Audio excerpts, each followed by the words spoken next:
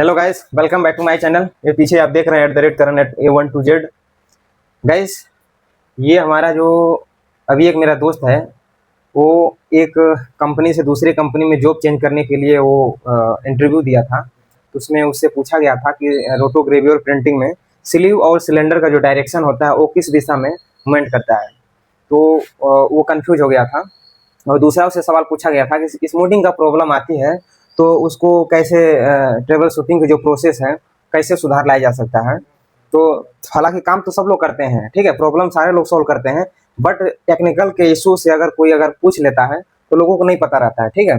तो उसी के विषय में मतलब वो हमसे पूछा था कि ये जो प्रॉब्लम आ रही है क्या हकीकत में होती है। तो मैं उसको बोला, देखो, जो इंटरव्यू में पूछा गया था वो 100% सही होता है और कोई भी इंटरव्यू में गलत चीज़ नहीं पूछा जाता, ठीक है। आपके एक्सपीरियंस और जो नॉलेज है उसी के आधार पर सवाल उठते हैं, ठीक है। स्मूथिंग जो होता है, स्मूथिंग क्या होता है, रोटोग्रेवी और प्रिंटिंग में जब इंक का जब विस्कोसिटी, ठीक है, जब कम होता है, मीडियम के जगह पर अगर सोलवेंट की मात्रा अगर ज़्यादा दे दी जाती है तो क्या होता है, फैलता है, लेटर फैलता है, ठीक है। जब लेटर फैलता है उसको क्या बोलते हैं, धुंधलापन, ठीक है।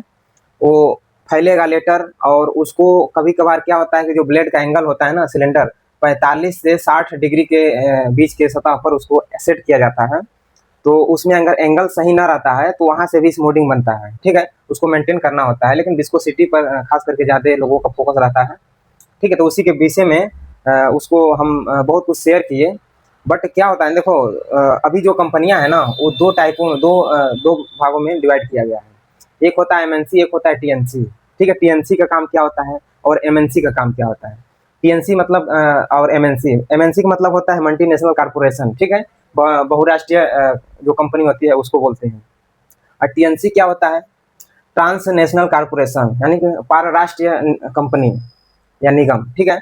तो उसके जो रूल है ना, वो जो कंपनियां टीएनसी और एमएनसी का जो रूल होता है, टीएनसी कंपनी कभी भी, ठीक है, एमएनसी बन सकती है लेकिन एमएनसी कभी टीएनसी नहीं बन सकती है। ये एक मतलब बड़ा अजीब फार्मूला है इसका। इसका काम अलग है, क्योंकि जो स्वतंत्र है वो किसी का गुलाम नहीं होना पसंद करेगी। टीएनसी ऐसी ही है। टीएनसी क्या होता है, एक स्वतंत्र एजेंसी है। जो कंपनियों का जो ग्रुप है टीएनसी, वो स्वतंत्र है, अपना नियम बनाती है, अपना कानून बनाती है, और किसी भी कंट्री में जाती है उसका होम जो हेडक्वार्टर होता है वो नहीं होता है। किसी भी कंट्री में एंट्री करती है तो वहाँ के मूलभूत और हालात और परिस्थिति के अनुसार अपने आप को परिवर्तन कर देती है।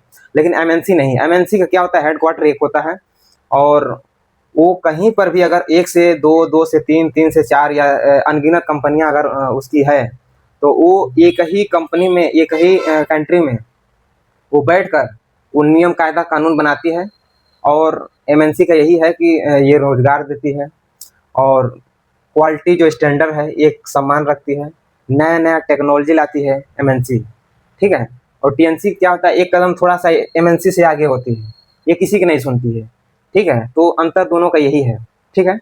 तो जो हम बात कर रहे थे स्मूथिंग का, तो ये सब जो प्रॉब्लम है ना, ये टीएनसी और एमएनसी के ग्रुप में और कंपनियों में या इंडस्ट्री एरिया के विषय में जब लोग एंट्री करते हैं तो वहाँ पर ये सबसे ज़्यादा महत्वपूर्ण हो जाता है कि टेक्निकल जानना और समझना, ठीक है। ठीक है, काम सारे लोग करते हैं, ठीक है, बट क्या होता है कि अगर टेक्निकल ना पता हो, अगर टेक्निकल एमएनसी और टीएनसी जो कंपनियां होती हैं वो इंटरव्यू में अधिकतर टेक्निकल ही चीज़ पूछती हैं, ठीक है।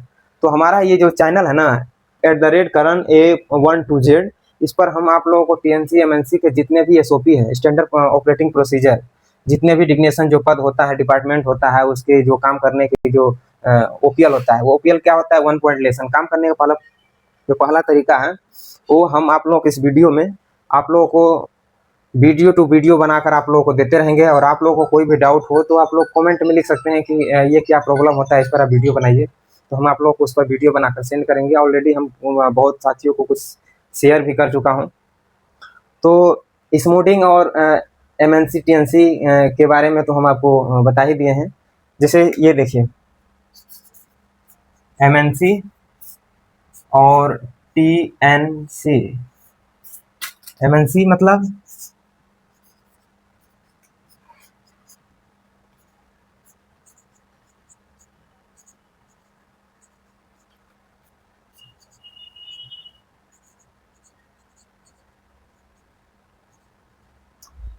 एमएनसी मतलब मल्टीनेशनल कॉरपोरेशन, इसका क्या होता है?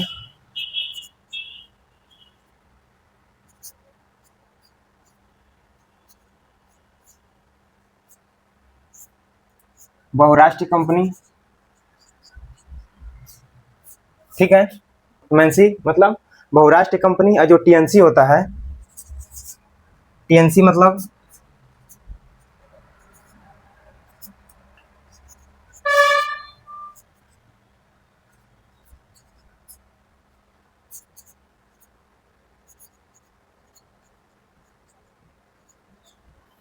टीएनसी मतलब ट्रांस नेशनल कॉरपोरेशन, इसका क्या होता है? पार राष्ट्रीय कंपनी जो होता है ना, पार राष्ट्रीय।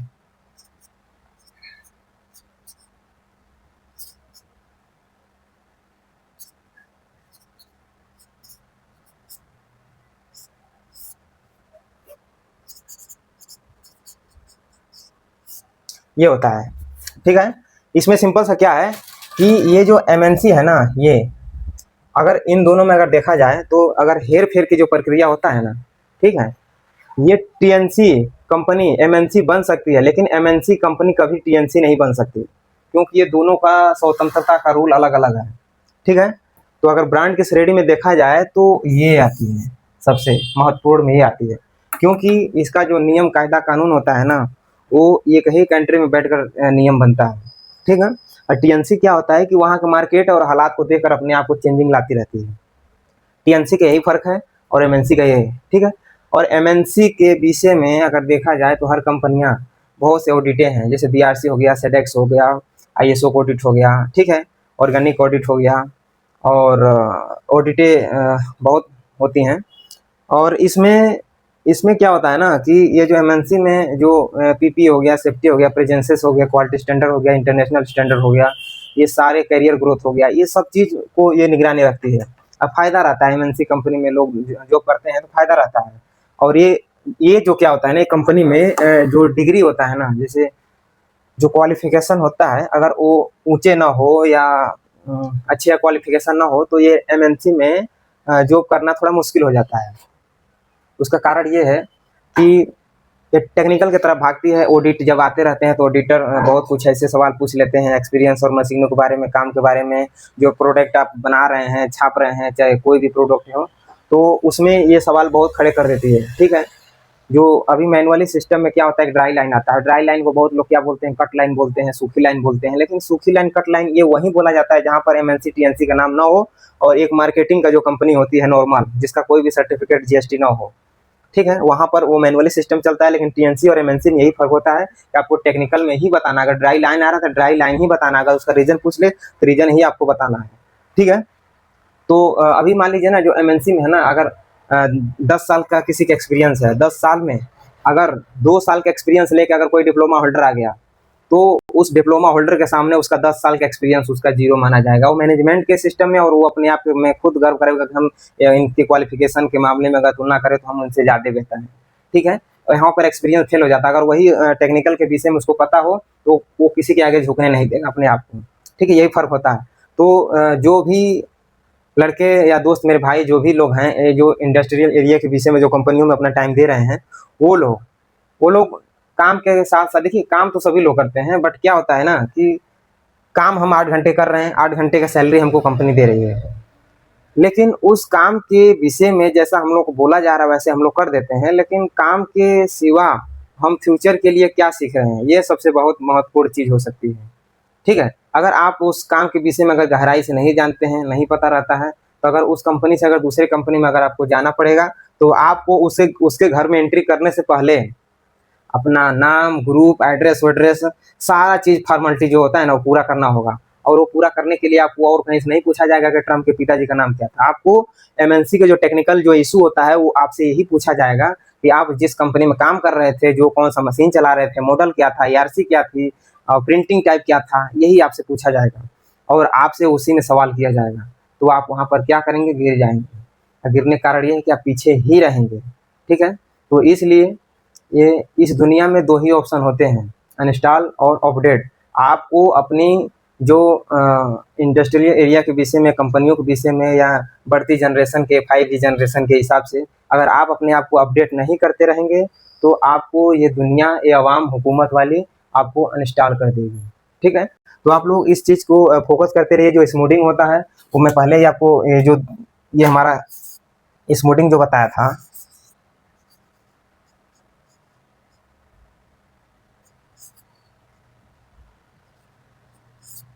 ये स्मूथिंग जो है इसको आप लोग अच्छी तरीके से याद कर सकते हैं। स्मूथिंग ये क्या होता है, एंगल मेंटेन ना हो, एंगल सेट ना हो ठीक से। ठीक है, कॉम्पैक्ट एंगल जो ऑक्सीलिएशन होता है, ऑक्सीलिएशन क्या होता है वो भी हम आप लोगों को विस्तार से वीडियो में बताएंगे। ठीक है, ऑक्सीलिएशन में उसका भाई जुड़ा रहता है। असेंबली में क्या होता है, होल्डर जुड़ा रहता है, होल्डर में क्या सपोर्टर रहता है, सपोर्टर में क्या डॉक्टर बुलेट रहता है, डॉक्टर बुलेट और जो सरगम होता है उसका कॉम्पैक्ट एंगल 45 से 60 डिग्री के बीच में उसको एडजस्ट किया जाता है, सेट किया जाता है। अगर वो आपका मेंटेन नहीं रहेगा तो स्मूथिंग बनेगा। कई बार क्या होता है ना कि जब आपका समय खराब चल रहा हो ना, जब आपका वक्त खराब रहेगा, तो अस्तबल के जो घोड़े होते हैं ना वो भी रणभूमि के घोड़ों को युद्ध का ज्ञान देने लगते हैं। ठीक है, तो ये जो आप देख रहे हैं ना, ये आपकी लाइफ के लिए, आपके आगे फ्यूचर के लिए ना बहुत जरूरी चीज़ हो जाता है। इसका बनने का कारण यही है कि अगर विस्कोसिटी आपको अभी ऑलरेडी पीछे जब स्टार्टिंग में हम आपको शेयर किए थे, वही प्रोसेस है इसका। ठीक है, तो ये जब आती है ना, धुंधलापन होता है, लेटर फैलता है, जो क्रिटिकल जॉब चलते हैं। ठीक है, तो व्हाइट कोटिंग में तो सबसे ज़्यादा हाईलाइट हो जाता है, आपकी क्वालिटी को नष्ट कर देता है, ये होल्ड कर देता है। क्योंकि उसी कंट्रोल जो पॉइंट होता है ना, क्यूसी लैब, वो आपको यहाँ पर होल्ड कर देगा, वहाँ पर स्टिकर लगा देगा होल्ड। ठीक है, अब होल्ड की जो प्रक्रिया है वो 3 चरणों में होती है, वो भी हम आपको शेयर करेंगे नेक्स्ट वीडियो में। फिलहाल के लिए जय हिंद।